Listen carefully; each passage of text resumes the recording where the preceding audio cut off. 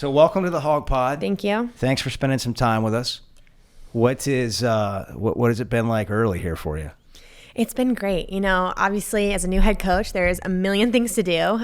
But my first goal coming here this week was to meet the team and get to know them. So I have, right after this, I have individual meetings with all of them just to talk and learn about what their goals are, explain to them what my goals are and how I'm going to help them. So that was one of my first things. I really wanted to meet the team because I've been watching them all season.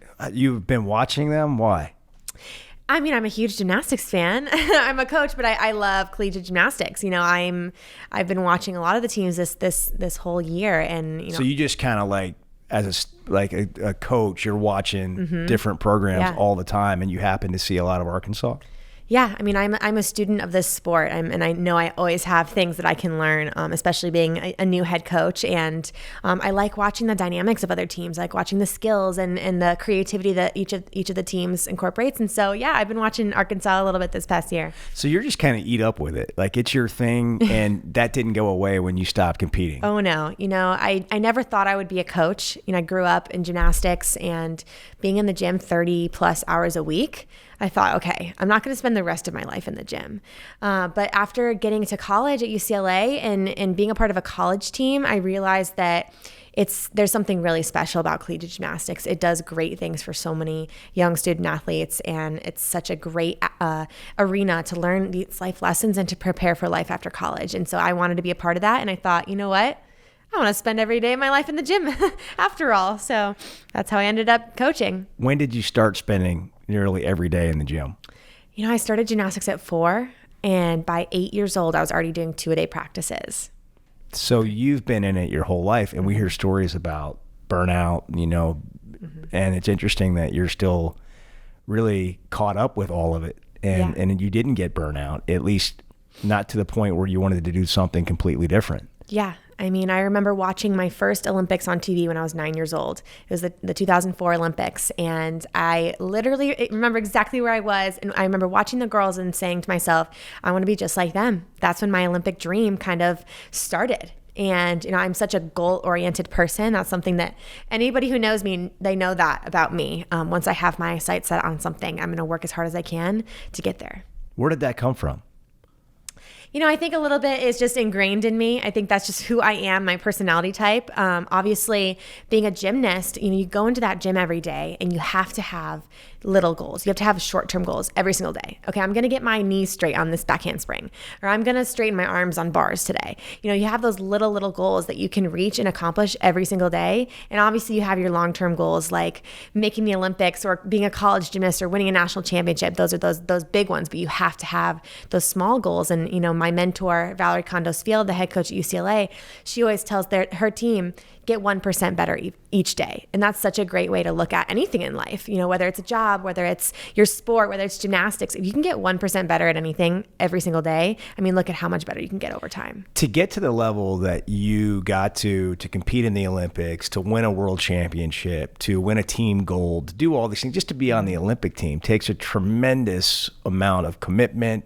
The stuff you're talking about, did that come from your parents at a young? Where's the drive? Where did it come from? What do you remember about that? Yeah. Well, I come from a very athletic family. My mom runs marathons. My dad played football. We all of my siblings did sports. So I think a little bit of that was just sort of how I grew up in the family that I was in. Competitive family atmosphere, like within the family?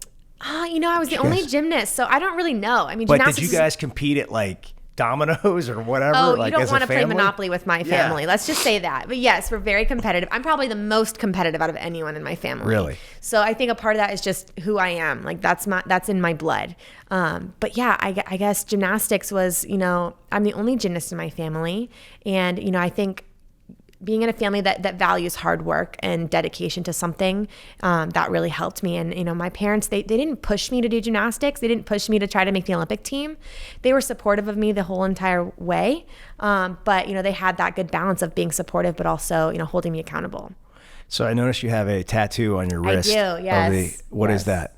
This is the Olympic rings, and it says London underneath. So, I remember, so my mom is super into tattoos. So that's something about my family. Really? So I remember when I got back from the Olympics, I always knew I'd get an Olympic rings tattoo because that's just like a rite of passage if you're an Olympian. She already had the appointment booked for me when I got back from the Olympics. So literally the day after I got back from London, I was in there in the tattoo shop getting this tattoo. So is this a thing for you too, or just that one? I have another one behind my ear, but it's really small. So, the Olympic rings tattoo, that I knew that was something that I would not regret getting. So obviously that was quite an achievement, getting to the Olympics. What did that look like, the journey to the Olympics for you? It was a long journey. It was not an easy journey. Let's say that. It had its ups and downs.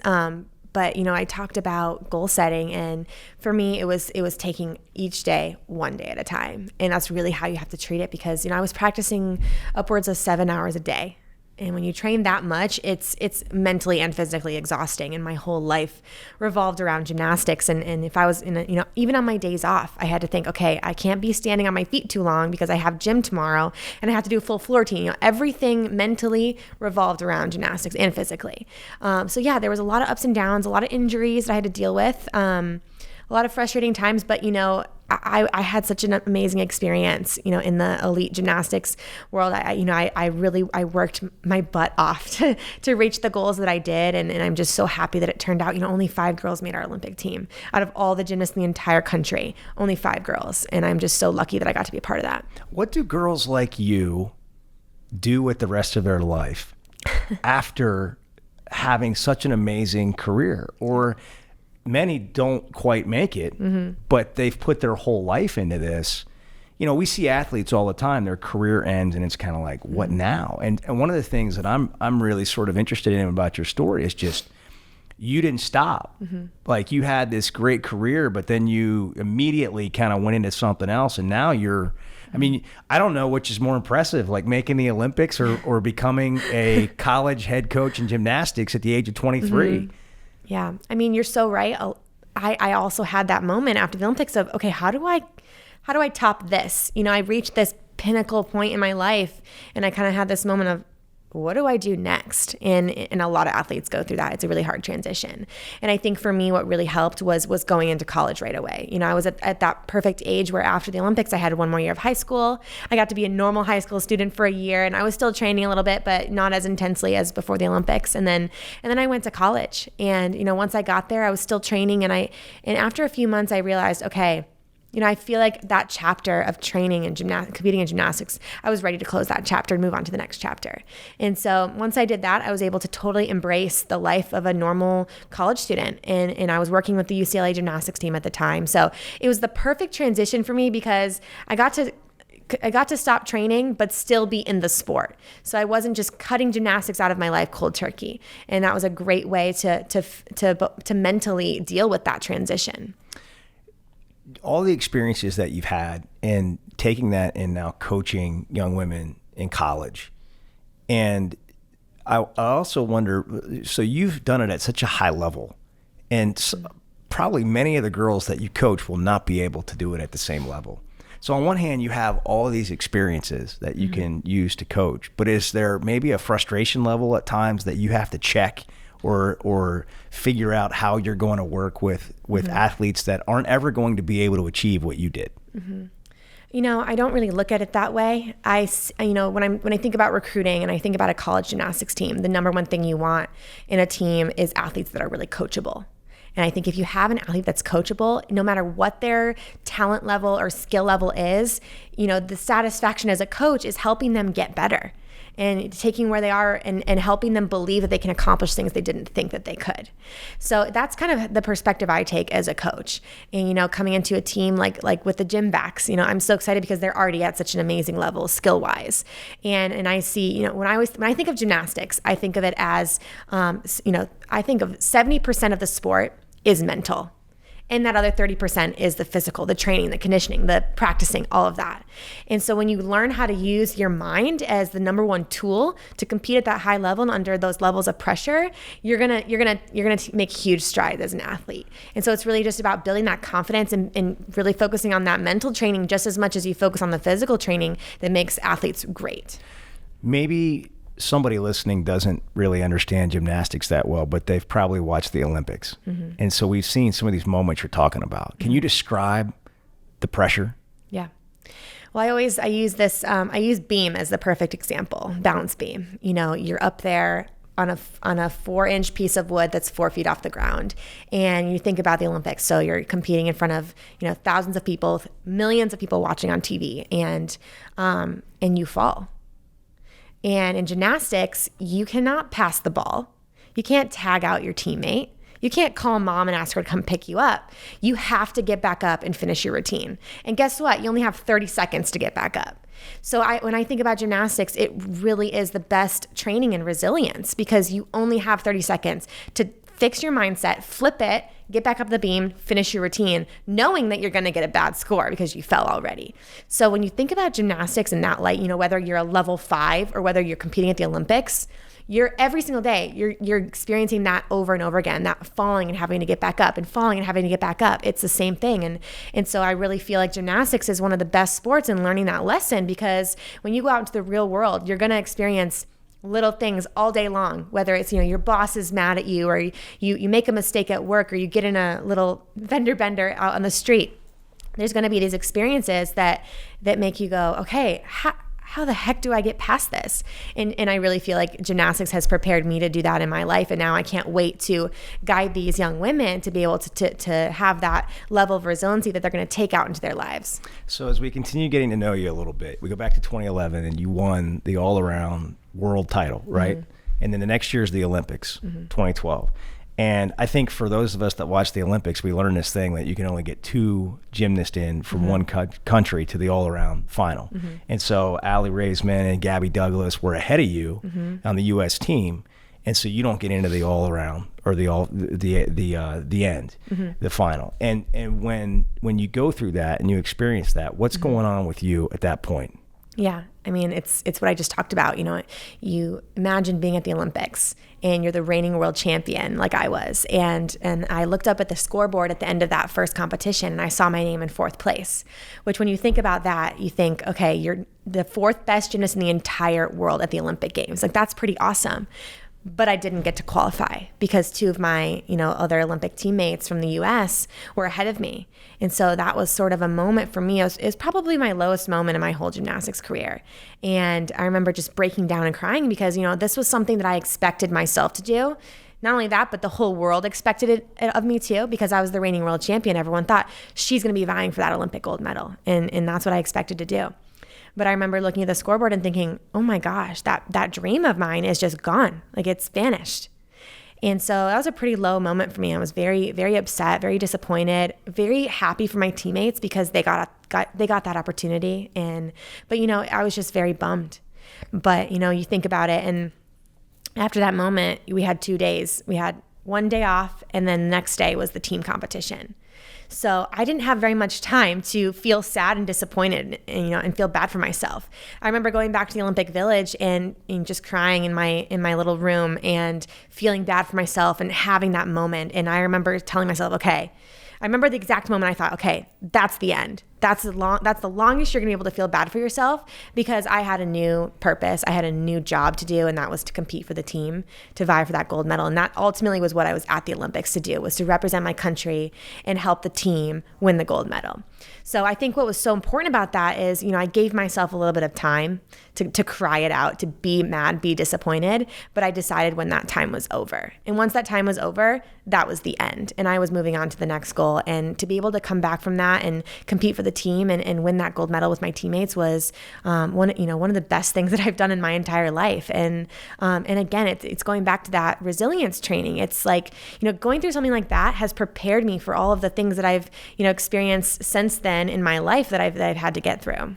You feel like that you can connect with girls and that you coach and that you can help them understand this? Absolutely. And you seem probably kind of passionate about that. Mm-hmm. Absolutely. I mean, this is something that I can speak to with my own experience. And I think, when people keep asking, what makes you think at 23 you can do this job? And I think, I've been through more in my lifetime than a lot of people have, because of the sport that I've been in. And I've kind of been on that fast track because, I've gone through so much. I've seen the sport from all different sides. And so I think that's what's equipped me with the tools that I need to guide these girls, because they're going to go through a lot of the same challenges. You talked about being goal oriented and really motivated, but courage is something that comes to mind with you too. Mm-hmm. Of all your accomplishments, when you won the Arthur Ashe Courage Award at the ESPYs in 2018, what did that mean to you?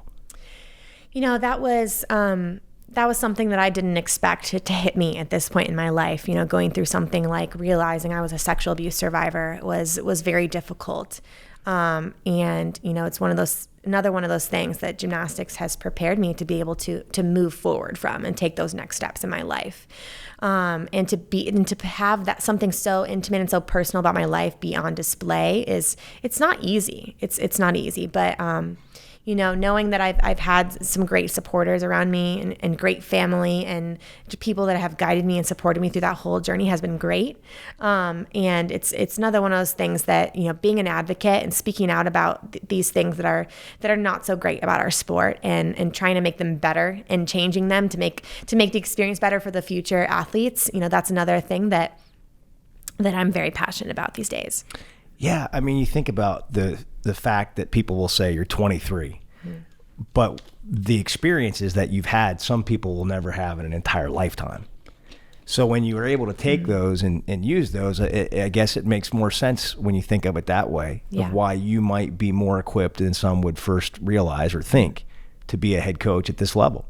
Yeah, absolutely. And I think and I'm excited to show everyone that I have prepared for this. And, I've been at UCLA the past few years, been a part of a program that has won a national championship in 2018. And I coached on that staff. And I really, I was mentored by Valerie Condos-Field, one of the best coaches in the country, in my opinion. And I actually turned down assistant positions to stay and be a volunteer. When did the coaching thing become something for you? Like you thought, okay, I want to be a head coach. Like that's something I'm going to sort of work toward. It was the first year I started coaching at UCLA. It was my senior year in college. And I remember thinking, okay, I don't really know if I want to be a coach. I'm going to try this. It could be a new challenge. I could learn something new. And I remember after the first couple of months of coaching, feeling like this is what I was meant to do. This is my passion. This is my purpose in life.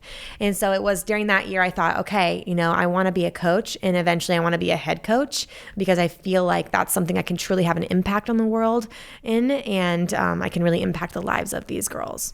You wouldn't have planned it this way, probably. You would rather have won gold, and you would rather have been out there as an individual in the all-around final. But in some ways, does it sort of feel like this was your path and this is the way it had to work out for you to be, what maybe you'll be for many, many years to come and impact so many more people? Yeah, that's exactly how I feel. And, when you look at life, and not just for me, but I think everyone can look back on their lives, and in the moment, you don't really understand why certain things are happening. You kind of have this moment of, why me? Why is this happening? I planned on this and it didn't happen. But then when you get to a point and you look back on those things, you realize it really set you in the direction that you need to go. And I feel that way about my life totally, because, if I had won the all-around Olympic gold in London, I probably wouldn't have ended up going to UCLA. I probably wouldn't have ended up coaching, and I wouldn't be here today, and I'm so blessed and so honored to be here today. What do you think would have happened? Let's just think about it for a second. What would have happened if you would have won the gold medal? Where do you think you would have ended up? I have no idea. I honestly don't even know how to answer that, but I don't think I'd be here. That's for sure. Tell me about the job interview. Were you nervous? Big chance, SEC school, kind of top 25 program. It's been relevant. Yeah. Big job. Obviously a little nervous. I would be a fool not to be a little bit nervous, but, an opportunity like this, I was just so excited about. I think first and foremost, I know that Mark Cook has done an incredible job, and found out that he was planning on retiring, and honestly wanted to jump at the opportunity because, the opportunity to be a head coach, obviously, but like you said, in the SEC, this is one of the most competitive conferences, and it's an honor to be a head coach of a SEC program, and that competitiveness, it fits with my personality. I am so competitive, and I can't wait to compete against those already dominant teams here. What's it like competing in a sport that you don't get to control the outcome as much. Like, the officials play a role in whether it's a ref, umpire, whatever, in a lot of sports or all sports, but a referee. There's somebody in control that you don't necessarily get to control their feelings. But in your sport, it's like so much up to judges and what people think. What's that? Well, gymnastics is supposed to be a subjective sport, although it doesn't feel that way sometimes. But, as a coach, it's really, when we're in the gym everyday training, it's all about being really detail oriented because, the judges, they have, their judging code, and it's pretty, you learn as a coach over the years what deductions, what mistakes are going to get what deductions. So you do have a little bit of control, but the hard thing as a coach is not having any control over the performances of the athletes. As an athlete myself, I didn't really get nervous because I had prepared physically and I knew that in my heart. But as a coach, you're out there and you're watching your athletes go up on the event and you have zero control. You just hope that you've prepared them mentally and physically to handle that challenge. And I definitely get way more nervous as a coach than I did an athlete, which is so weird to think about. But, when it comes to the judges, you can't control what the judges are, which deductions they're going to take. But, the only thing that we can control is the work that we put in the gym and being really detail oriented. That's such a good point. I mean, it's like parents in the stands, they can't do anything. They don't know what to do. When you're the one performing, you got like a routine and stuff. As a coach, it's going to be interesting for you on that level, I'm sure. So you threw out the first pitch at the Razorback baseball game. Yep. And tell me what you were thinking. We've probably all seen it by this time. If you haven't, you can go online and find Jordyn Wieber throwing out the first pitch. Yeah. What was the plan? Well, I've done a couple first pitches for some MLB games, and one of them I did do flips, and everybody loves it. So I thought, okay, I got to give the people what they want. I'll do some flips. It had been a while since I had actually flipped my body in the air, but it's kind of muscle memory. It just comes back to you. But I got really nervous right before I went out because they had started watering the grass. And I thought, okay, if it's slippery, I'm going to fall on my face. And, my first pitch here, at the Arkansas baseball game, and I got a little nervous, but it was fine. I made it. I didn't slip and fall. So you took a big risk. I did, yes. The gymnastics coach can't, wipe out on the first flip. That would be the worst thing ever. What? Yeah. Yeah. But you're gutsy. Yeah, I guess so. So you went for it. Yeah, I went for it. Can you throw a ball pretty well? I mean, I practiced a little bit yesterday before, and I tried. One time I did a first pitch. I tried throwing it from the plate, didn't make it. But yesterday when I was rehearsing, I started the plate. I made it all the way, but because I did the flips, I was a little bit closer. Yeah. One of these days, I'm gonna do a first pitch without doing any flips and see if I can make it for sure. Did you warm up on the flips, or did you just do? I did. Yes. You did some. Have to. Mm-hmm. Did a little safety first stretching routine. Yeah. Yeah. Mm-hmm. All right. Well, I thought it was brilliant. I mean, you're not here to throw baseballs, so you know what I mean. Says who? I thought you. I thought that they brought you in to coach gymnastics, and you delivered on that flair before you went out there. Let me make sure I'm not forgetting anything that we need to touch on. I mean, what do you want people to know about you as you start this next chapter of your life? Yeah, I mean, I guess I want people to know that I'm so passionate about this. Every day I wake up in the morning and I have the best job because I get to go in a gym with 20 college age girls who are just so motivated and driven. And I really can't think of a better job than that. So I feel really lucky. I'm excited to get started, and I can't wait to get in the gym with these girls and continue building my staff and just getting all the puzzle pieces to fit together. I know it's going to be a year of just learning and figuring everything out, but I'm very excited and very passionate about it. When you went to UCLA and started volunteering and helping, and you went back to school and all that, you had some jobs like filling water bottles and grunt work, like moving mats around and firing T-shirt guns. I mean, you're a celebrity. Did you kind of feel, did that help you with your humility? What were you feeling at that point? Well, I decided to go professional in gymnastics, which meant I couldn't compete in college. And I still wanted to go to UCLA because I wanted to get my education from there. And I still wanted to be a part of a gymnastics program in some capacity. And the position that that was open was the team manager position. So for the first couple of years when I was in school, I was the team manager of the gymnastics team. And I didn't really know what that meant. I didn't think much of it. All I knew is I wanted to help the team be successful. So when the head coach said, you have to move the mats, you got to chalk the bars, you got to make sure they're always wearing matching clothes and things like that, I was like, okay. And I just jumped in because if that was going to help the team be successful, I was going to do it. And so I did that. And I remember a lot of getting feedback from people coming to the gymnastics meets and a couple not so nice people saying, why is the Olympic gold medalist moving mats? She shouldn't be doing that. And I thought, what does it mean to the little girls sitting in the stands, seeing an Olympic gold medalist moving mats and chalking the bars? It's the best lesson for them.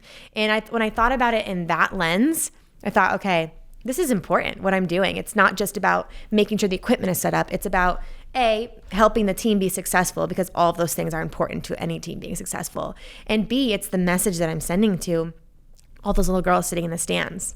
Yeah, that's awesome. That's a great perspective. And just real quick on that whole deal, as far as your career goes. So walk me through the decision to go professional. Yeah. And then how you decided that your career was over and you were going to take this new path. Yeah. So in 2011, I became the world champion. And it was after that, we had 1 year into the Olympics, and I was getting calls from a lot of agents and sponsors, people saying, we want to sponsor you leading up to the Olympic Games. We want you to be in our pre-Olympic commercials, companies like P&G, AT&T, Adidas, things like that. And, obviously amazing opportunities. But, my goals growing up were always to be a college gymnast and to be an Olympian. And so I wanted to be a college gymnast. That was one of my dreams, just as much as I wanted to be an Olympian. And so it was a really, really tough decision for me. I sat down with my parents and really looked at all the options. I could have gone professional and not made the Olympic team, and then still not been able to compete in college. So it's a huge, huge risk to take. But I was feeling really confident in that Olympic journey, and I decided to go professional, and at the time, Miss Val at UCLA said you can still be a part of the team in some capacity, and that's when I ended up being a team manager. And after the Olympics, I continued training. I was planning on doing some college and then going back and training for another Olympics. But once I got to college, I realized, this is awesome. I want to be a normal college student. I want to pour myself into this team. And I'm so glad I did that, because I was able to close that chapter of training and competing in gymnastics and move on to the next chapter. Well, congratulations. Thank you. On your next move here and all the success you've had. We wish you the best. Thanks for being with us on the Hog Pod. Thank you for having me. It's an honor. Good luck. We'll see you soon. Thank you.